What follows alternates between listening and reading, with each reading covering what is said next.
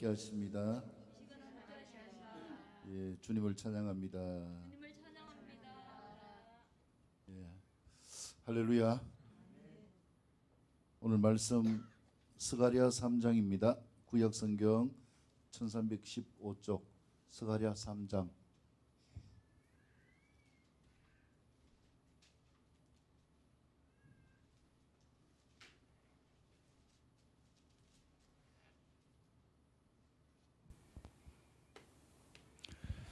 예, 구약성경 스가랴 3장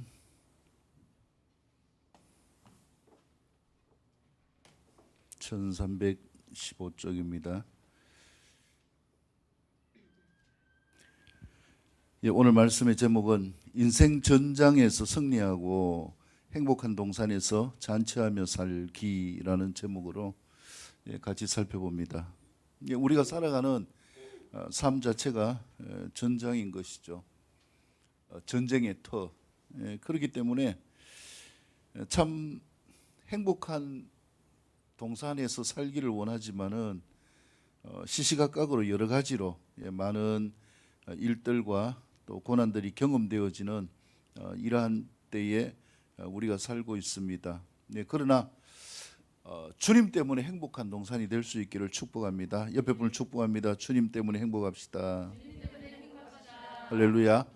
그래서 예수님 때문에 행복한 삶, 이것이 예수님을 믿는 믿음의 삶의 모습인 것이고, 이 여정은 하루아침에 이루어지는 것이 아니죠. 우리가 믿음의 발을 내어 디디고 그 다음에 예수님을 만나고 그 다음에 성장하는 과정이 있고, 그 다음에 오늘 아침에 제가 기도할 때 그런 마음을 주셨는데, 구렁을 넘어서 하나님의 은혜를 취하라는 마음을 주셨어요. 하나님의 은혜를 취해가는 과정 가운데서 반드시 나타나는 게 뭐냐 하면은 우리가 선택해야 될 구렁이 있습니다. 그래서 그 구렁 가운데서 그 제가 기도하는데 보여주신 그림은 뭐냐 하면은 이런 출렁다리가 있는데, 이 낭떠러지와 같은 구렁 속에, 구렁 위에 이렇게 다리가 놓여 있어요. 그 롯데타워에 가면은 그 맨 꼭대기에 가면은 전망대에 그 바닥이 유리로 되어 있어요. 그래서 그 부분에 이렇게 발을 내어 디디면은 뭐 떨어지지 않잖아요. 안전장치가 되어 있음에도 불구하고 다리가 후들후들거립니다. 우리가 이 믿음의 영역으로 나아가게 되어질 때에 이 알지 못하는 우리의 삶의 여정 가운데서 구름과 같은 이런 삶으로 나아갈 때 반드시 경험하게 되어지는 것이 뭐냐 하면은 시험입니다. 그래서 이 시험은 사단이 유혹하여서 어떻게든지 건너지 못하게 하는 시험이죠. 뭐 여러 가지로 시험하겠죠. 야, 그 건너다가 떨어지면 어떡하느냐, 죽는다, 건넌다고 뭐 길이 생기느냐, 방법이 생기느냐, 많은 것들을 가지고 유혹하고 시험을 하겠죠. 근데 예수님도 시험하십니다. 사단의 시험은 유혹이죠. 템프테이션으로 유혹하여서 구렁을 건너지 못하고 하나님의 은혜를 취하지 못하게 만류하지만은요, 예수님의 시험은 그것이 아닙니다. 우리가 우리의 믿음으로 그 구렁을 건널 수 있도록 격려하시고 위로하시고 말씀하시고 기다리시면서 우리를 테스트하는 거죠. 그래서 이 구렁을 넘어갈 때에 하나님께서 우리에게 부으시는 그 은혜를 경험할 수 있게 되어지는 것이죠. 요즘 보면은 뭐 이제 워낙 다리를 만드는 기술이 발달돼 가지고요, 뭐 웬만한 섬하고도 이렇게 다 연결이 되어 있고, 참 중국 가면 대단한데 뭡니까? 뭐 이렇게 아름다운 경치가 있는 곳에는 다 위에 뭘 만들어 놨냐면은 이 흔들다리나 뭐 이런 유리로 된 다리를 만들어 놓고 건너가서 그것을 마음껏 즐길 수 있도록 만들어 놓은 거예요. 우리의 믿음의 여정도 마찬가지입니다. 우리가 하나님의 은혜 안에 살아가는 이 삶의 영역은 반드시 이 구렁을 넘어서 취하는 것이기 때문에 여기에서 반드시 나타나는 게 뭐냐, 사단의 유혹은 반드시 있고요. 그러나 누가 함께 하십니까? 하나님의 함께 하시고 하나님의 이끄심도 반드시 있다라는 것이죠. 이것이 신앙의 여정이다. 그리고 이 신앙의 여정 가운데서 내 뜻대로 되는 것이 아니라 하나님의 뜻대로 이루어지는 삶, 이 삶의 영역으로 들어갈 수 있기를 축복합니다. 네, 그래서 우리가 믿는다라는 것은요, 살아있는 실제인 것이죠. 믿음이 있기 때문에 사단의 공격을 받고요, 믿음이 있기 때문에 삶 가운데서 하나님이 이끌어 가시는 이 은혜도 경험할 수 있게 되어지는 것입니다. 한순간에 되어지지 않기 때문에 때로는 실패하고 좌절하고 때로는 넘어지기도 하죠. 그러나 이 삶의 여정을 통하여서 우리에게 필요한 것이 무엇입니까? 오늘 말씀의 제목처럼 이것이 인생의 전장인데 이 가운데 승리할 수 있기를 축복합니다. 주님을 붙잡고 승리할 수 있기를 축복합니다. 그럴 때 구렁을 넘어서 행복 동산으로 나아가는, 하나님과 함께 잔치하는 삶을 이루게 되어지기 때문입니다. 자, 그렇다면은 여러분, 실패하는 것이 행복일까요? 때로는 우리가 실패하잖아요. 많은 사람들이 실패를 지극히 싫어해요. 또 어떤 사람들은 2등 하는 것도 싫어합니다. 무조건 1등 하고 싶고 실패하지 않고 성공하고 싶고, 그렇지만은 우리의 인생이 그렇게 되어질 수가 없는 것이죠. 그런데 이 실패를 통하여서 경험하는 교훈이 무엇입니까? 실패해 보지 않으면요, 성공이 뭔지도 알 수가 없는 것입니다. 그래서 믿음은, 제가 최근에 이제 어제도 말씀을 드렸는데 청년들한테 계속 이야기하는 게 뭐냐면은, 믿음은 삶이다. 내가 진짜 살아 있으면은 마귀가 나를 공격하는 거 당연하다. 그렇기 때문에 내가, 누가 필요합니까? 예수님이 내 안에 거하셔야 마귀를 물리칠 수 있고 승리할 수 있다. 그래서 때로는 실패하지만은 이 실패가 있는 게 너무 귀하고 중요한 거다. 왜? 하나님 안에서 살아가지 않으면은요, 그 실패도 없기 때문에 그렇습니다. 그냥 내가 원하는 대로 내 뜻대로 살아가면서 이 삶이 막연하고 믿음도 막연하고 신앙도 막연하기 때문에 그렇습니다. 근데 예수님을 붙들고 사는 삶은요, 그 가운데서 이러한 시험을 통하여서 많은 굴곡이 있고 구렁이 있고 롤러코스터를 탄 것과 같은 이런 역사들이 있기 때문에 그렇다라는 것이죠. 그렇기 때문에 우리 삶 가운데 필요한 것이 무엇인가, 언제나 확인해야 될 것이 무엇인가. 영상에서도 본 것처럼요, 내가 열심히 한다가 중요한 것이 아니라 내가 누구와 함께 하고 있는가. 옆에 불 축복합니다. 주님과 함께 합시다. 할렐루야. 주님과 함께하는 삶이 되어질 수 있기를 축복합니다. 주님과 함께하면 뭐가 올까요? 자유가 와요. 자유가. 주님과 함께하면 뭐가 올까요? 믿음이 와요. 믿음이. 그래서 우리가 주님과 함께하는 삶이 필요한 것이고요, 사도 바울이 주님과 함께하는 이 삶을 오해해가지고 나름으로 열심히 율법을 지키면서 나아갔는데, 그 율법을 지킴을 통해서 얻은 결론이 뭐냐 하면은 로마서 7장 24절 말씀에서 바울이 고백합니다. 하나님을 안 믿는 게 아니에요.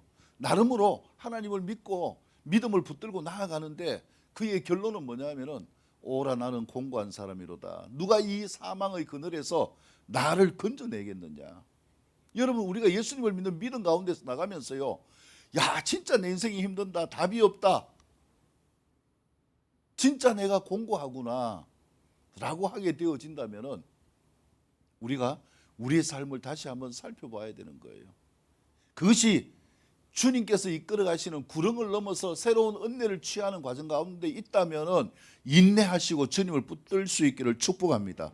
만약에 그것이요, 내가 진짜 주님 안에서 믿음으로 자유하지 못하는 율법적인 것이라면은 그것을 뛰어넘어서 주님의 은혜로 들어가는 삶이 되어질 수 있기를 축복합니다. 그래서 우리의 삶은요, 지난 시간에 그 스가랴 2장 마지막 13절에서 말씀한 것처럼 모든 육체가 여호와 앞에서 잠잠할 것은 여호와께서 그의 거룩한 처소에서 일어나심이니라. 지난주 이사야서 큐티 가운데서도 일어나심에 대해서 제가 말씀을 드렸는데, 우리의 인생이 순탄해지고 삶의 모든 것들이 원하는 목적대로 이루어질 수 있는 그 때가 언제인가? 옆에 분을 축복합니다. 하나님이 일어나서 일하도록 합시다. 할렐루야. 하나님이 일하셔야 우리의 삶에 하나님의 역사가 나타나는 것입니다. 그렇기 때문에 내가 인생의 소망을 하나님께 두고 있다. 당연히 다 두고 있죠. 그런데 소망을 두고 있는 삶이 내 삶의 실제 가운데 나타나기 위해서 필요한 것이 무엇입니까? 내가 일하는 것이 중요한 것이 아니라 누가 일해야 됩니까? 하나님이 일하시도록 하는 거예요. 하나님이 일하시도록 내가 하나님을 뭐 해야 될까요? 하나님을 뭐 해야 될까요? 믿고, 그 다음에 두 번째는요, 하나님을 뭐 해야 될까요? 하나님이 일하심을 믿었기 때문에 뭐 해야 될까요? 자유할 수 있기를 축복합니다. 애들은 그래서 자유해요. 뭐 지금 뭐 예배 시간인데 분위기도 몰라요. 유아실에 앉아가지고 목사님이 말씀하십니다 하고 경청하면 애가 아니죠. 뭐 이리 떠들고 저리 떠들고 자유한 거예요. 누구 때문에 자유한 거예요? 저 때문에 자유한 게 아니고요. 엄마 아빠가 옆에 있기 때문에 자유한 거예요. 우리가 하나님을 왜 신뢰해야 되는가? 믿음이 왜 중요한가? 하나님을 믿어 보십시오. 어떤 상황에 대한 것들을 가지고 하나님을 믿는 것이 아니라 하나님을 믿어 보십시오. 하나님의 살아계심을 믿어 보십시오. 그 하나님이 나의 구원자이심을 믿어 보십시오. 그러면 내 안에 뭐가 오느냐? 자유가 와요.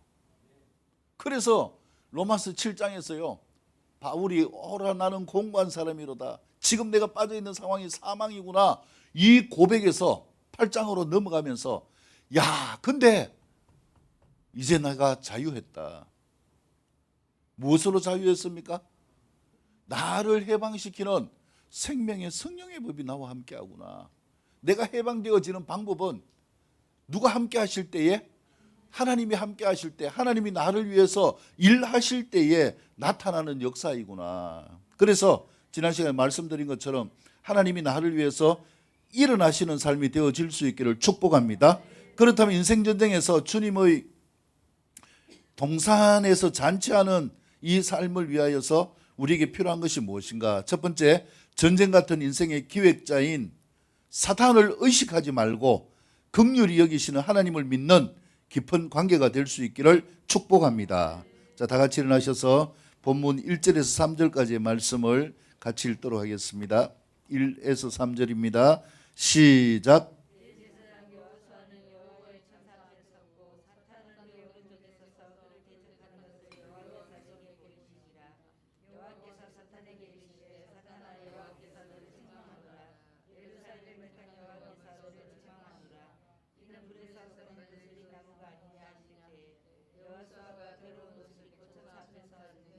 아멘. 자, 보세요. 대세는요 단순합니다. 지금 대제사장 여호수아가 여호와의 천사 앞에 서 있어요. 근데 이 천사 앞에 서 있는 여호수아의 모습이 어떠한 모습일까요? 3절에서 말씀하고 있잖아요. 여호수아가 어떤 옷을 입고 있다고요? 더러운 옷을 입고 있다. 아니, 한번 생각해 보세요. 여호수아가 입은 옷이 어떤 옷이라고요? 더러운 옷, 죄악으로 가득한 옷, 오점투성이. 이 옷을 입고 있는데 누구 앞에 서 있다고요? 한번 잘 생각해 보세요. 여러분, 지금 이 상황은요, 천사가 있고 그 옆에 누가 있습니까? 사단이 있고 여호수아가 있고, 누가 통치합니까? 하나님이 통치하시는 모습이에요. 그런데 거룩하지 못한 이 모습을 가지고 주님 앞에 서 있을 수 있습니까? 없습니까? 예? 거룩한 모습이 아닌 이 더러운 옷을 입고 주님 앞에 설 수 있을까요? 없을까요? 예? 아니 지금 서 있잖아요. 서 있을까요? 없을까요? 더러운 옷을 입고 있음에도 불구하고 주님 앞에 설 수 있는 이유가 뭐냐 이거예요. 우리가 깨끗해가지고 주님을 향하여 예배합니까? 한 주간 삶을 살면서 야 나는 천사와 같이 살았습니다. 예수님처럼 살았습니다. 그래서 나는 기쁨으로 이곳에 나와서 하나님을 예배합니다. 이렇습니까? 우리의 모습, 더러운 모습이 있지만은요, 그 모습을 가지고 주님께 나와서 예배할 수 있는 이유가 뭐냐 이거예요. 이유가.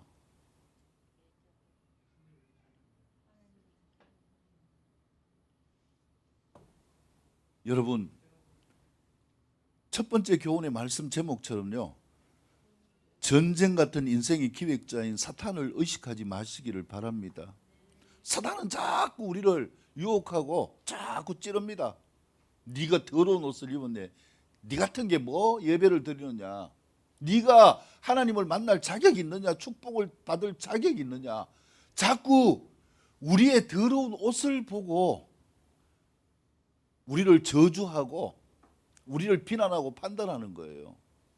그럼에도 불구하고 여호수아가 천사 앞에 서 있고 하나님의 말씀을 듣고 있는 상황입니다.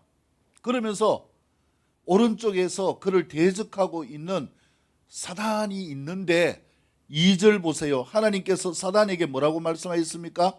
사단아, 여호와께서 너를 뭐한다? 책망하노라. 여호수아를 책망한 것이 아니라 누구를 책망한 거예요? 사단을 책망했어요. 여러분, 이 말씀의 의미가 뭘까요?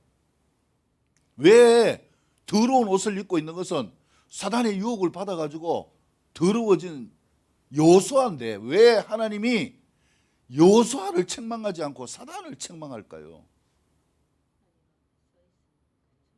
예? 왜 사단을 책망하느냐? 예루살렘을 택한 여호와께서 너를 책망하노라. 하나님이 택한 자를 사단이 뭐 했기 때문에요? 사단이 간섭하고 유혹하고 뭐 하려고 했기 때문에? 넘어뜨리려고 했기 때문에. 다른 말로 하면은요, 사단은 하나님 안에 있는 자를 뭐 할 수가 없다는 거예요? 절대로 유혹할 수 없다라는 거예요. 그래서 하나님 안에 있는 자를 유혹할 수 없어요.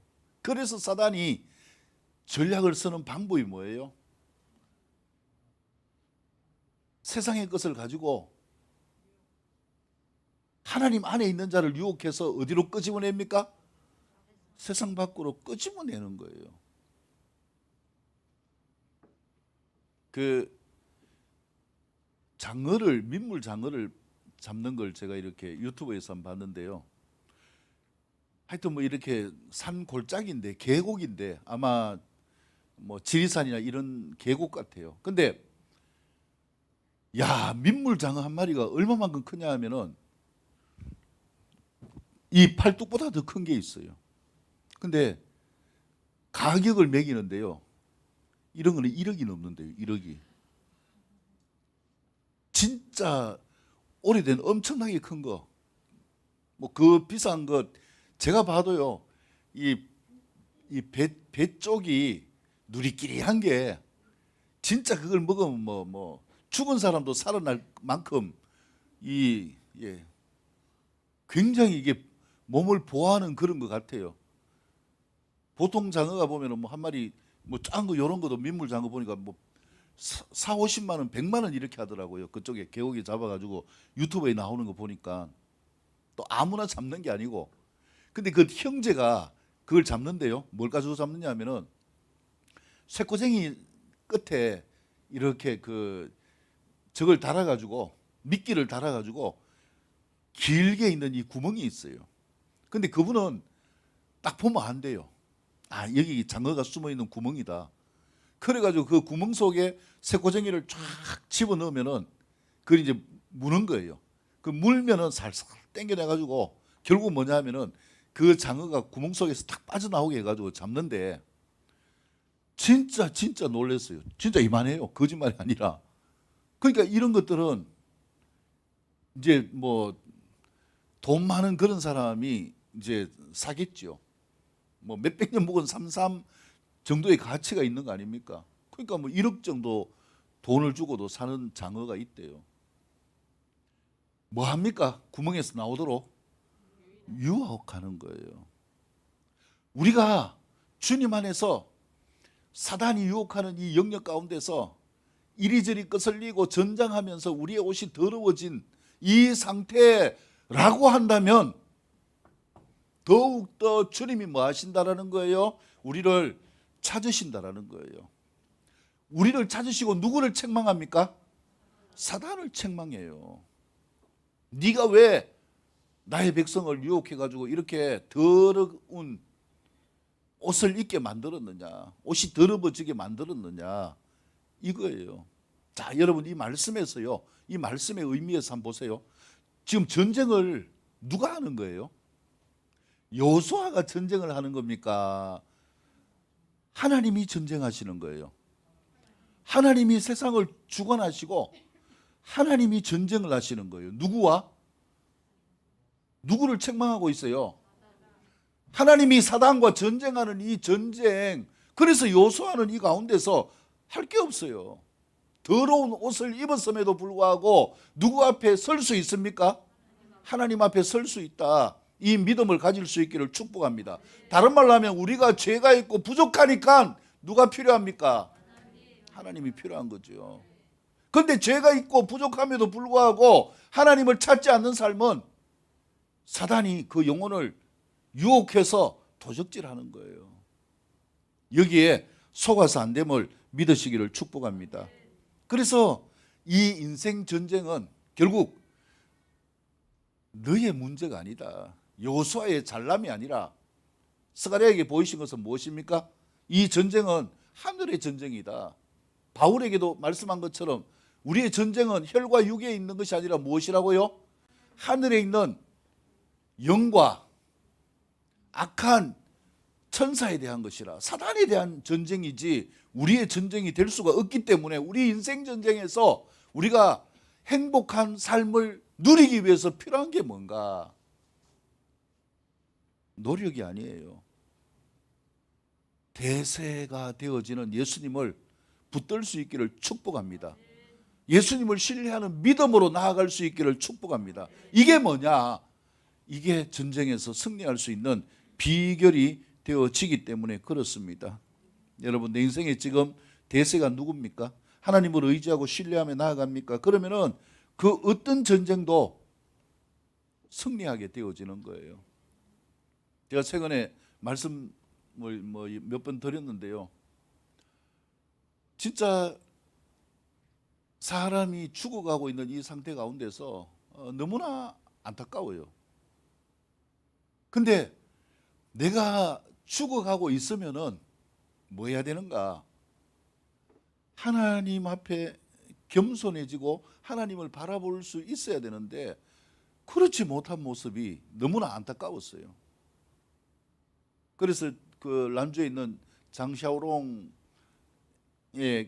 이제 이렇게 제가 기도를 해주고 하면서 하나님께서 하실 수 있습니다. 하나님을 붙드십시오. 믿음을 가지세요. 이렇게 해가지고 소망을 줬는데 막 그러고 난 다음에는 막 기분 좋은 이런 연락이 왔어요.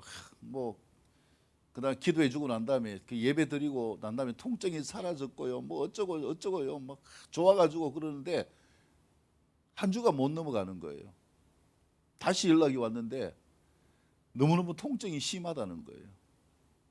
그러면서 그 다음에 다시 예배를 하는데요. 예배를 드리는데 그분이 뭐라고 이야기하느냐면은 왜 하나님이 나에게 은혜를 주셨고 약속을 주셨으면은 통증이 없어야지 왜 이렇게 다시 통증이 있습니까? 하면서 하나님을 원망하는 거예요.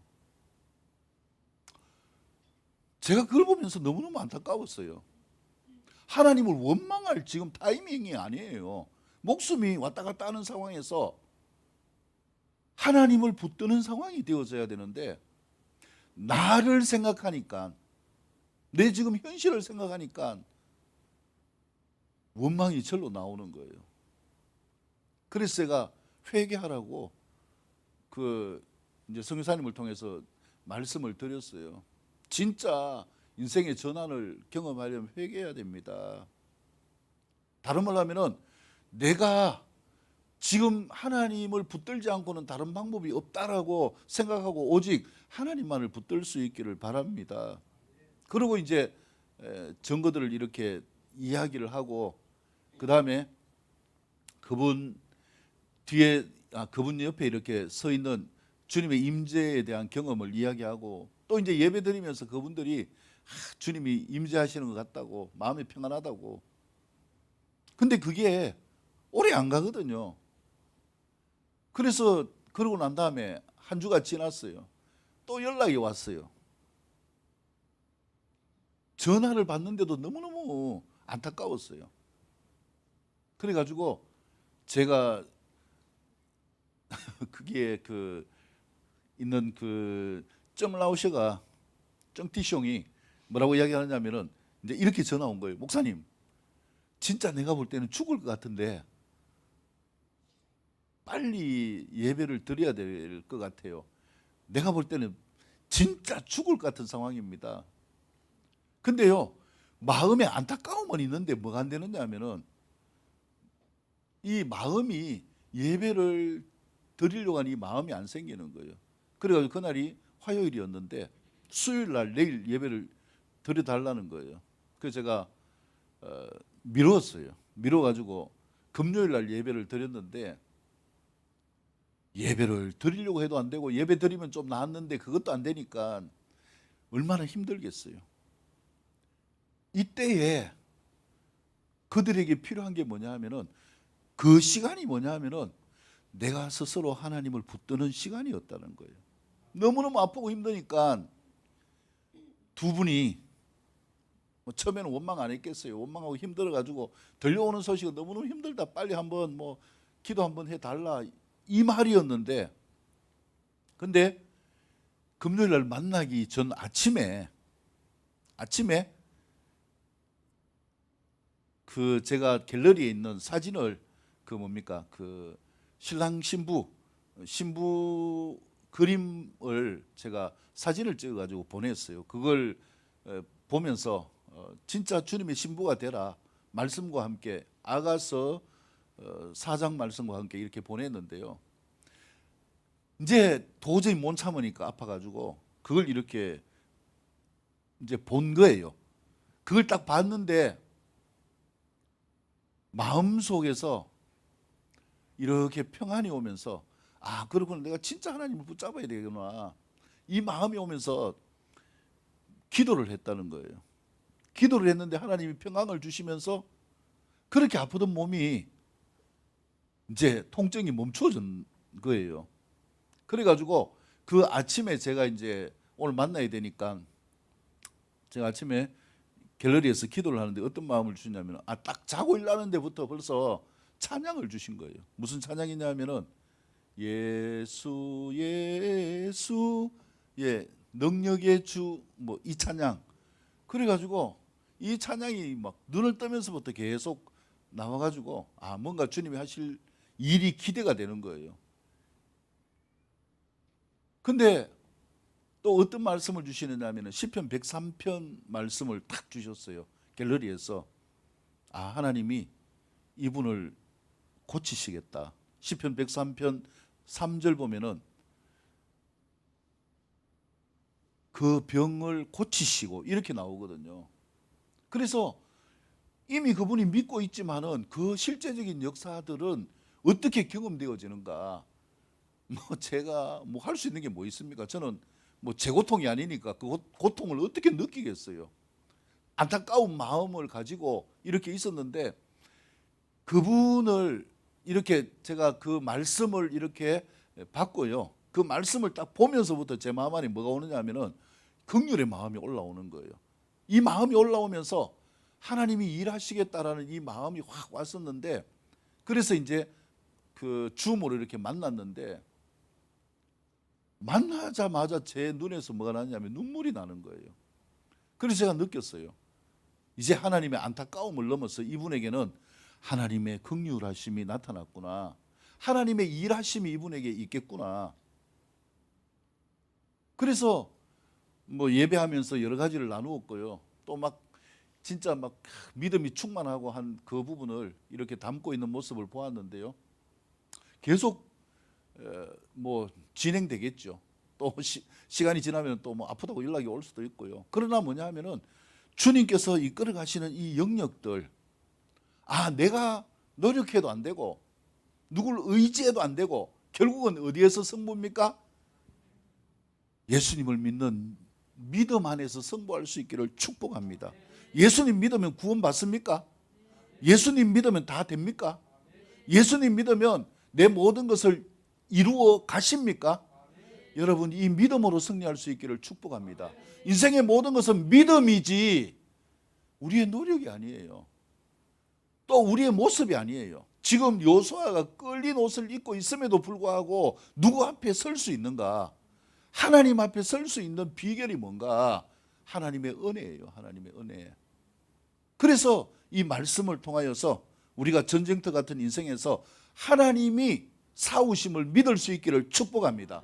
우리가 하나님을 붙들고 하나님 안에 들어가면은 하나님이 누구를 책망하십니까? 사단을 책망하십니다. 그러면 이렇게 질문할 수 있잖아요. 그러면은 왜 목사님, 내가 힘들 때에 사단을 책망해 주지 왜 그렇게 하지 않고 믿음에 들어가야 됩니까? 예? 그냥 내가 끌린 옷 그대로 입고 있는 상태로 주님이 사단을 딱 책망하면 전쟁 끝날 거 아니에요? 그런데 왜 그렇게 안 해주고 내가 꼭 믿음 안에 들어가야 하나님이 사단을 책망하실까요? 우리를 사랑하시지만은요, 이게 뭐냐? 공의의 하나님이에요. 사단이 법정에서 누구와 같다고 제가 말씀드렸어요? 사단은 검사와 같다. 우리가 하나님 밖에 있으면요, 하나님이 일하실 수가 없어요. 왜? 하나님 죄 보세요. 지금 하나님 붙들고 있지 않잖아요. 그럴듯하게 하나님 바라보고 있는 것 같지만 실제 아니잖아요. 이렇게 사단이 하나님께 고발하면은 하나님이 일하실 수가 없는 거예요. 그래서 우리는 우리의 거슬린 모습이 중요한 게 아니에요. 나의 지금 모습, 내가 부족하고 죄 많은 이 모습이 중요한 것이 아니라 가장 중요한 것이 뭐냐? 나를 살리시는 하나님을 믿을 수 있기를 축복합니다. 내 인생을 바꾸어 주실 하나님을 믿는 믿음으로 나아갈 수 있기를 축복합니다. 이 믿음을 가질 때 하나님은 우리를 뭐 하신다? 긍휼히 여기십니다. 하나님이 긍휼히 여기시면 우리 인생이 바뀌는 것 당연한 거 아닙니까? 성경에 보세요. 하나님 모든 역사, 죽은 자를 살리는 것도요, 또 문둥병자를 고치는 것도 공통적으로 하나님이 하신 게 있어요. 그들을 뭐하게 여기셨다고요? 긍휼히 여기셨다. 다른 말로 뭡니까? 그들을 불쌍히 여기셨다. 여러분, 하나님 안에 들어가면은요, 하나님 우리를 불쌍히 여기셔서 우리의 삶을 이끌어 가시는 분이심을 믿을 수 있기를 축복합니다. 자, 두 번째 4절에서 7절까지의 말씀을 읽겠습니다. 4에서 7절입니다. 다 같이 읽겠습니다. 시작.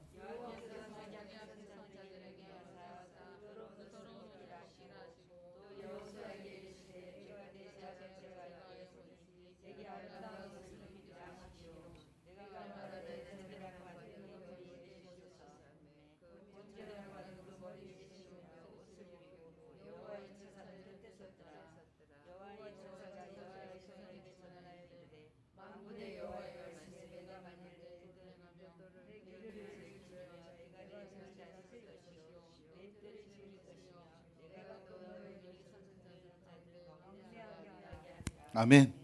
여러분, 방금 읽은 이 말씀을 통해서 뭘 느끼시나요? 이 말씀을 통해서 어떤 것을 느끼나요? 저는요, 이 말씀을 볼 때요, 자유가 팍팍 느껴져요.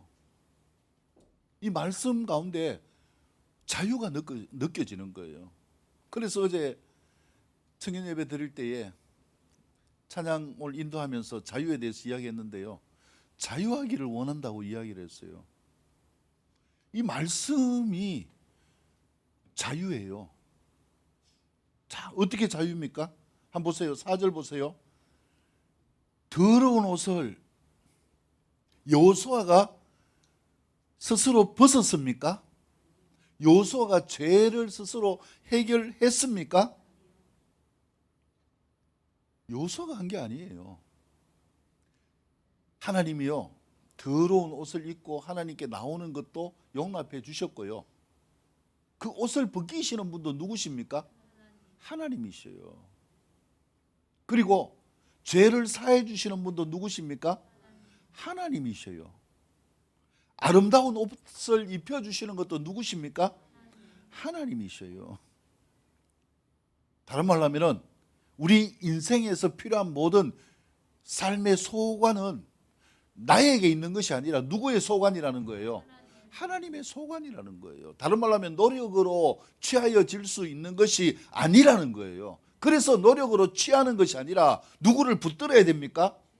하나님을 신뢰하고 믿음으로 붙들 수 있기를 축복합니다. 보이지 않아도 상관없어요.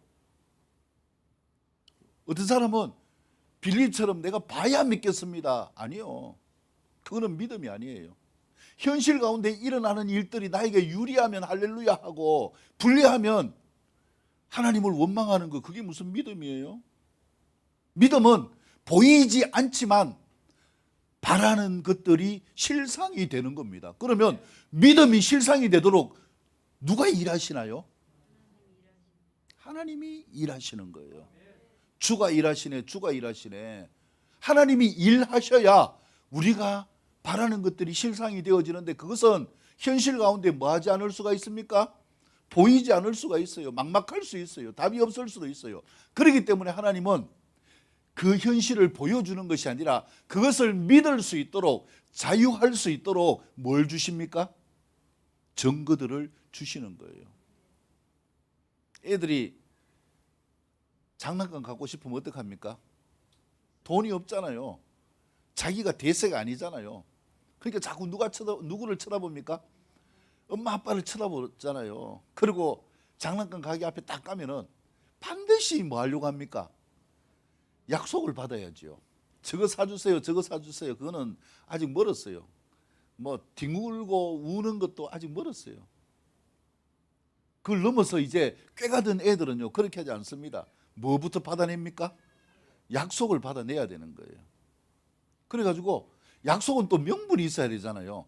그냥 저거 사주세요 이러면은 안 사주거든요. 조건을 걸어야지요. 그래서 어떻게 조건을 겁니까? 아빠 내 이번에 시험 치는데 100점 먹으면 저거 사줄 거예요. 조건을 걸잖아요. 그 다음에 또 뭐합니까? 내 생일 때 저거 사줄 거예요. 조건을 거는 거예요. 그래가지고 조건을 걸어놓고 그 다음에 그때가 될 때 뭐합니까? 조르는 거예요. 때가 다 돼가면은, 생일이 다 돼가면 뭐라고 이야기합니까? 아빠 전번에 생일 선물 약속한 장난감 잊지 않았죠? 자꾸 누구와 교제를 합니까? 아빠하고 자꾸 교제를 하는 거예요. 우리가 믿음의 삶 가운데서도 마찬가지입니다. 이 세상의 모든 것은 다 우리가 주관하는 게 아니에요. 우리가 대세가 아니에요. 하나님이 대세이기 때문에 이 세상의 모든 것은 다 하나님의 소관이기 때문에 하나님과 뭐 해야 됩니까? 교제해야 되는 거예요. 옆에 불축복합니다. 하나님과 교제해야 자유가 옵니다. 왜? 그분이 대세니까, 그분이 주관하시니까. 우리의 더러운 옷을 벗겨주시는 것도 하나님이 하셔요. 죄를 사해 주시는 것도 하나님이 하셔요. 아름다운 옷을 입혀주는 것도 누가 하십니까? 하나님이 하셔요. 자, 근데 5절 보세요. 내가 말하되, 내가 누굽니까? 여기에서 스가랴지요. 내가 말하되 정결한 관을 그의 머리에 씌우소서 하매, 곧 정결한 관을 그 머리에 씌우며 옷을 입히고 여호와의 천사는 곁에 섰더라. 자, 이 상황이 뭐예요? 왜 스가랴가 정결한 관을 그 머리에 씌우소서 하는데 하나님이 스가랴의 말을 들을까요? 이것은 무엇을 이야기합니까? 중보의 중요성이에요. 중보의 중요성. 하나님이 더러운 옷을 입고 있는 스가랴의 옷을 벗기고 이제 아름다운 옷을 입혔어요. 근데 권위는 뭐로 나타내는 겁니까? 권위는 관으로 나타내요. 그래서 스가랴가 보니까 권위가 없으니까 저 권위를 입혀주십시오. 이렇게 하니까 하나님이 주관이지만은 하나님이 누구의 말을 들어요? 스가랴의 말을 듣고 그것을 이루어 주시는 거예요.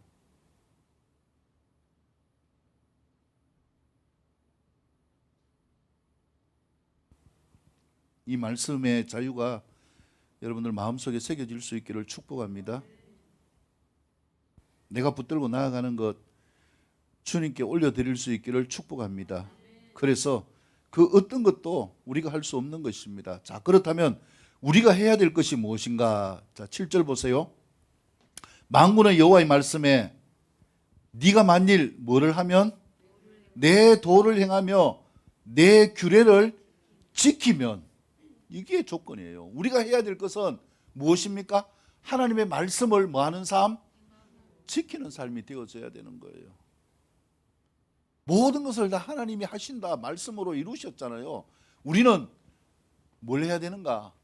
하나님이 말씀하신 것을 지키는 이 삶이 되어져야 된다. 그럴 때 그 다음에 뭐라고 말씀합니까? 네가 내 집을 다스릴 것이요 내 뜰을 지킬 것이며 내가 또 너로 여기 서 있는 자들 가운데 왕래하리라.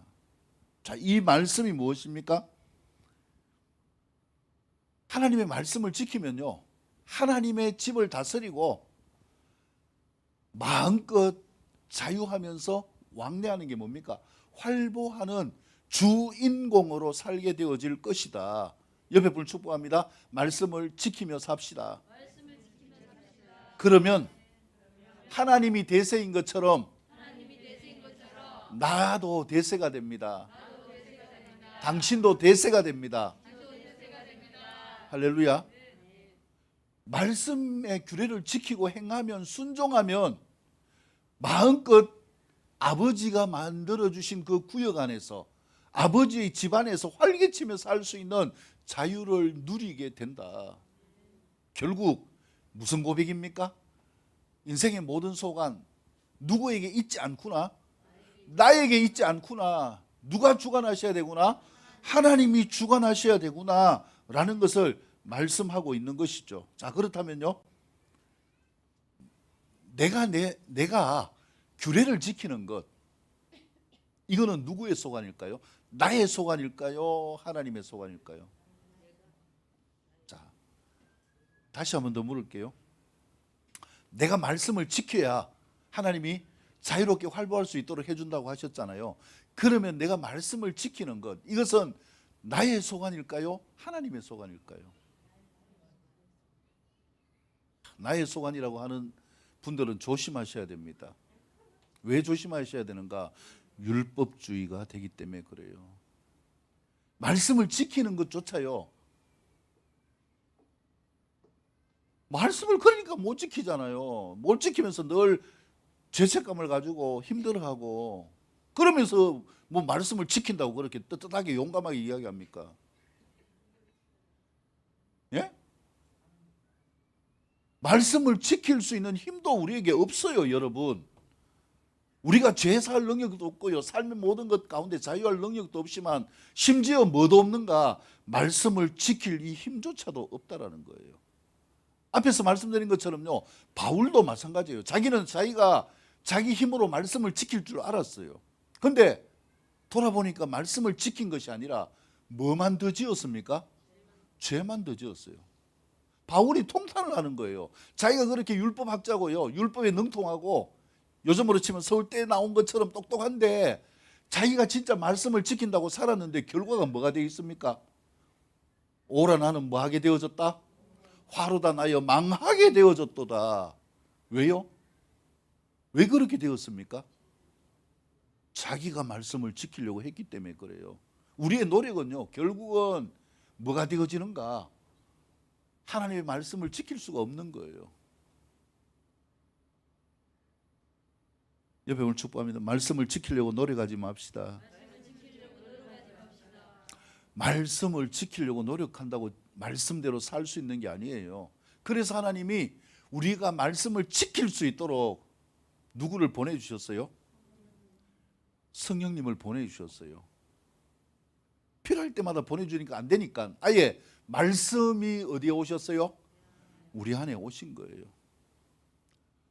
말씀이 우리 안에 거하셔야 우리가 말씀을 지킬 수 있는 거예요. 다른 말로 하면은 주님과 함께 성령과 함께 해야 우리가 말씀을 지킬 수 있는 겁니다. 말씀을 지키는 것 그조차도 누구의 소관이 아니다. 나의 소관이 아니다. 그래서 내가 말씀을 지키고 살려고 하다 보면은요, 오히려 바울처럼 이 말씀이 버거워지는 거예요. 이 법은 지켰는데 이 법이 나를 묻고, 이 법은 지켰는데 이 법은 나를 묻고. 그래서 오라 나는 공고한 사람이로다. 누가 이 사망의 몸에서 나를 건져낼 것인가? 아, 이것 때문이구나. 내 마음은 하나님의 말씀을 따라 살려고 하지만은 내 육신은 무엇을 따라 살기 때문이구나? 죄의 법을 따라 살기 때문이구나. 그래서 내 힘으로 안 되구나. 바울이 8장 1절로 해서 자유를 얻었어요. 그 자유가 무엇입니까? 내 안에 누가 거하시기 때문에? 생명의 성령의 법이 거하시기 때문에 비로소 뭐 할 수 있습니까? 자유할 수 있는 거예요. 말씀을 지키는 것도요, 우리의 노력으로 안 된다라는 거예요. 그렇기 때문에 우리에게 필요한 것은요, 율법주의가 되는 것이 아니라 누가 함께 하시는 삶? 성령님이 함께 하시는 삶이 되어질 수 있기를 축복합니다. 말씀을 지키고 살 수 있는 능력도 내게 능력 주시는 자 안에서 가능한 것임을 믿으시기를 축복합니다. 그래서 결국 중요한 것은 무엇입니까? 믿음입니다. 예수님을 믿는 믿음과 믿음이 있다면 주님이 하실 것을 믿고 뭐 하는 삶이 필요합니까? 자유하시기를 축복합니다.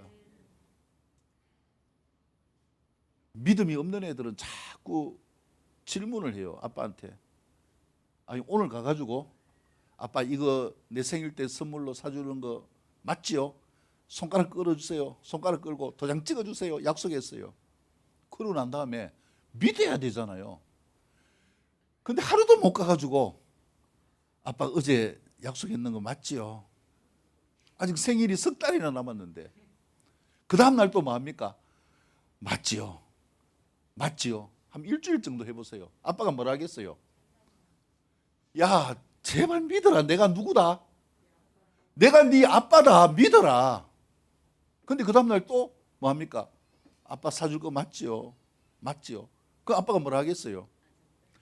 내가 아무리 돈 없어도 저거 정도 니 못 사주겠나? 사줄 걸 뭐하라? 믿어라. 여러분, 결국 우리의 삶은요, 믿음의 싸움이에요. 믿는 자는 뭐합니까? 믿는 자는 자유예요. 믿는 애는 어떻게 합니까? 아빠 끌고 장난감 가게 가가지고 저거 사주세요 딱 했잖아요. 그 다음에 뭐합니까? 손가락 끌고 도장 딱 찍었습니다. 그럼 뭐합니까? 다시 이야기 안 해요. 언제까지요? 뭐하러 그 이야기합니까? 생일 될 때까지 믿고 기다리는 거예요. 뭐 하면서? 자유하면서. 여러분, 이 자유가 올 수 있기를 축복합니다. 그래서 믿음이 중요한 것이고, 믿으면 뭐가 옵니까? 자유가 오는 거예요. 그러고 난 다음에 생일날이 됐어요. 아빠가 혹시 잊어버릴 수도 있으니까 뭐 합니까? 아빠 내일 내 생일인데요. 알지요? 이 한마디만 하면 되는 거예요. 그러면 아빠가 뭐 신실한 아빠는 그 이야기 안 해도 뭐 해줍니까? 사랑하는 아빠 같으면요, 미리 준비해가지고 생일 전날 딱 사놓을 거예요. 바빠가지고 잊어버리는 아빠라고 할지라도 뭐합니까? 알지요? 이 한마디만 하면 사주는 거예요. 여러분, 하나님을 신뢰할 수 있기를 축복합니다.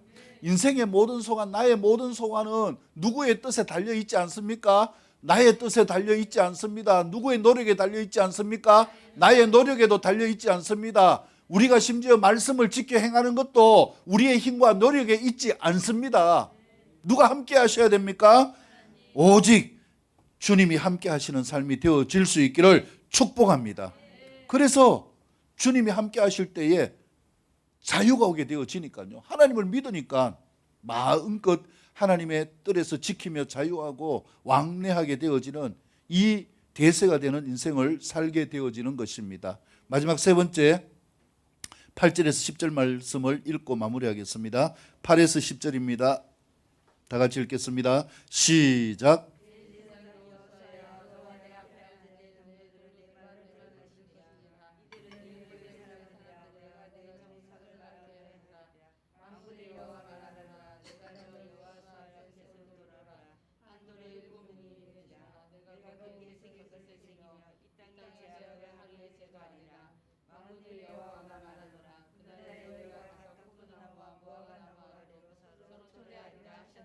아멘.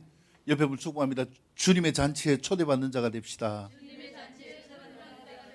할렐루야. 하나님이 대제사장 여호수아를요 회복시켜서 깨끗하게 하실 뿐만 아니라 자유하게 하실 뿐만 아니라 8절에 보면은 너와 내 앞에 앉은 내 동료들은 내 말을 들으라. 이들은 예표의 사람들이라. 내가 내 종 삭을 나게 하리라. 여러분, 이 대세를 이루기 위해서요 필요한 게 뭐냐면 이 삭이에요. 삭. 그럼 이 삭이 누굴 거예요? 그 다음에 9절 말씀 보세요. 만군의 여호와가 말하노라. 내가 너 여호수아 앞에 무엇을 세웠다고요? 돌을 세웠다. 이 돌은 누구일까요? 이 삭과 돌 누구를 상징하는 겁니까? 여러분, 이 스가랴에 나오는 이 말씀은요 이사야서 11장 1절 2절 말씀과 똑같아요. 거기 보면은 이새의 줄기에서 한 삭이 났다. 그 삭이 누굽니까? 다윗을 통하여서 나시는 예수 그리스도죠. 그래서 예수 그리스도를 말씀하고 있고요. 그 다음에 한 돌, 이 돌에 대해서 신약에서 많이 이야기하잖아요. 모퉁이 돌, 머릿돌. 이 돌도 누굽니까? 예수 그리스도. 그래서 우리가 믿음과 자유를 누리려면 누가 필요하다는 거예요? 예수 그리스도가 필요하다라는 것입니다. 자, 근데 그 다음 구절 보세요. 한 돌이 있는데 돌에는 뭐가 있다고요? 7 눈이 있다. 자, 이거는 무슨 뜻일까요? 돌에 7 눈. 예? 돌에 있는 7 눈. 이것은 무엇을 뜻하는가? 이사야 11장 2절 말씀에 보면은요, 하나님의 7 영, 완전하신 영, 누구를 이야기하는 겁니까? 성령님을 이야기하는 거예요. 그래서 히브리서 이사야 11장 2절 말씀 보면은요, 7 영이 뭐냐? 첫째는 한번 따라할까요? 여호와를 경외하는 영. 그 다음에 지혜의 영, 총명의 영, 모략의 영, 재능의 영, 지식의 영, 여호와를 경외하는 영. 할렐루야. 이 영이 강림하시리니. 자, 보세요. 우리가 대세가 되어지는 것은 간단합니다. 믿음 안에서 자유를 누리는 것, 이걸 이루는데요, 우리가 할 수 있는 우리의 소관이 아니라고 말씀드렸잖아요. 그런데 하나님이 여호수아를 불러서 이야기를 했어요. 한 삭과 한 돌에 대해서 7 눈이 박힌 돌. 7 눈은 완전한 감찰을 의미하는 거예요. 모든 것을 감찰하시는 성령님을 의미하는 것입니다. 그래서 네가 하는 것이 아니라 네가 누구를 붙들기만 하면 하나님을 붙들어라. 그러면 누가 너의 목자가 될 것이고 예수님이 너의 목자, 너의 구원자가 될 것이고 예수님 안에 7 눈이 박힌 완전하신 7 영이신 누가? 성령님이 함께 하셔서 너를 뭐 할 것이다? 너를 이끌어 가실 것이다. 너를 도와줄 것이다. 너와 함께 하실 것이다. 네가 원하는 것을 이루어 가실 것이다. 여러분, 이게 대세예요. 그래서 우리가 대세가 되려면 하나님을 붙잡아야 되고요. 누구를 믿어야 되는 것입니까? 예수님이 나의 구원자이심을 믿으시기를 축복합니다. 내가 힘들 때, 어려울 때, 좌절될 때 물에 빠져 죽을 것 같은 이런 상황 때에 누구를 불러야 됩니까? 예수님을 부르시기를 축복합니다. 그리고 믿으세요. 그분이 어떤 분이십니까? 하나님이고 하나님의 아들입니다. 예수님이 어떤 영을 가지고 계십니까? 완전하신 7영으로 우리와 함께 하시는 분이십니다. 우리가 대세가 될 수 있는 이유가 무엇입니까? 누가 함께 하기 때문에? 주님이 함께 하기 때문에 대세가 되어질 수 있는 것입니다. 그래서 주님이 이 말씀과 이 하나님의 역사를 우리의 마음에 새기는 거예요. 우리의 마음에 새길 것이며 이 땅의 죄악을 뭐 할 것이다? 하루에 제할 것이다. 이거는 무엇입니까? 마지막 날이에요. 그렇게 세상을 심판하실 때에 10절 마지막 절 만군의 여호와가 말하노라 그날에 너희가 각각 어디에서요? 포도나무와 무화과 나무 아래에서 서로 초대하리라. 이건 뭐예요? 무화과 나무 아래, 포도나무 아래, 여기는 어딜까요? 예? 빨리 끝내야죠. 어디가 무화과 나무 아래, 포도나무 아래가 어디일까요? 예, 주님의 동산이에요. 아가서에 보면은 결국 신부 슬람비가 초대받는 곳이 어디예요? 바로 이 동산이에요, 동산. 그래서 주님의 동산에 초대되었었는데 그곳이 뭐가 있어요? 무화과 나무가 있고 뭐가 있습니까? 포도원이 있는 거예요. 이 동산에 서로 초대하는 것, 주님의 동산에 서로 초대했어요. 그 동산에서 서로 기뻐하고 연락하는 이 삶이 천국이에요. 여러분, 이 삶이 우리의 마음속에서 새겨질 수 있기를 축복합니다. 이 삶이 되어질 수 있는 물된 동산이 될 수 있기를 축복합니다. 그럴 때에 우리 삶 가운데서 하나님의 영원한 통치가 이루어지는 것입니다. 결론적으로 말씀드린다면 이러한 역사는 주님이 일하실 때 우리가 찬송하잖아요. 내 힘으로 안 될 때 누가 일하십니까? 주가 일하시네. 주가 일하시네. 주가 일하시는 이 역사를 위해서 필요한 것이 무엇인가? 오늘 말씀을 통하여서 반드시 필요한 첫째는 무엇입니까? 어떤 상황에도 하나님을 신뢰할 수 있는 믿음으로 나아갈 수 있기를 축복합니다. 두 번째는요, 하나님이 일하실 것을 믿는다면, 내가 하나님의 자녀라는 것을 믿는다면 뭐하자? 자유할 수 있기를 축복합니다. 어디에서 어제 청년부 예배에서 제가 말씀드리면서 이사야 30장 말씀을 가지고 잠시 이야기했는데요. 어디에서 위로를 얻었느냐 하면은 내가 치우쳐도 괜찮다는 거. 내가 이리 치우치고 저리 치우칠 때 하나님이 뒤에서 말씀합니다. 어디로 가라고요? 바른 길로 가라. 하나님이 그것까지도 뭐 하십니까? 말씀하시는 거예요. 여러분, 이 완전하신 하나님의 역사 앞에서 자유할 수 있기를 축복합니다. 우리는 믿음 안에서 자유하고 예수님이 성령님 안에서 하실 것을 믿고 기대하면 나머지는 다 주님이 이루십니다. 앞에서 말씀드린 것처럼 우리가 말씀을 따라 사는 것조차도 내 힘으로 안 되고요. 누굴 통해서?